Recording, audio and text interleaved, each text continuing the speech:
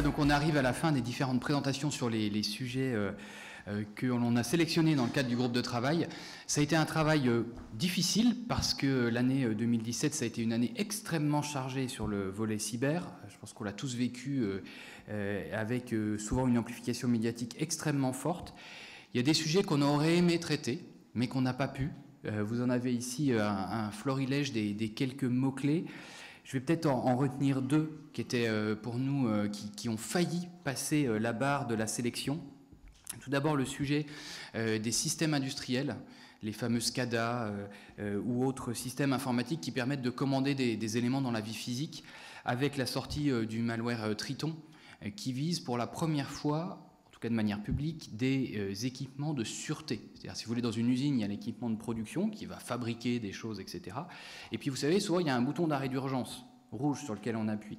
Ces boutons rouges, ils sont finalement reliés eux aussi à de l'informatique, parfois, quand le processus est très complexe, pour pouvoir tout arrêter de manière fiable, sans que ça se mette derrière à exploser, à dérailler, à ce que vous voulez.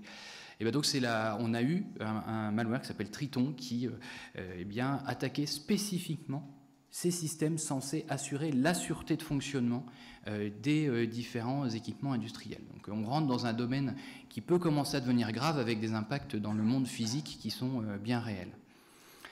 Deuxième sujet, c'est le hackback. Le hackback, alors c'est pas forcément un sujet d'attaque de vulnérabilité, etc. C'est un sujet de discussion actuellement très fort aux États-Unis. C'est un sujet qui concerne la légitime défense dans le cyber. Est-ce qu'on a le droit de contre-attaquer quand on est attaqué?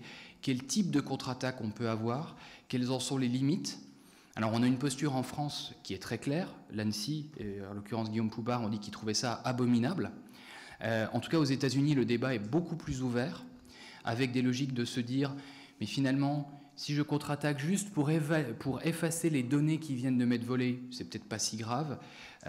Donc il y a beaucoup de débats au niveau législatif aux États-Unis. Donc je pense que c'est un sujet qui va aussi être à suivre de manière importante, en tout cas sur 2018.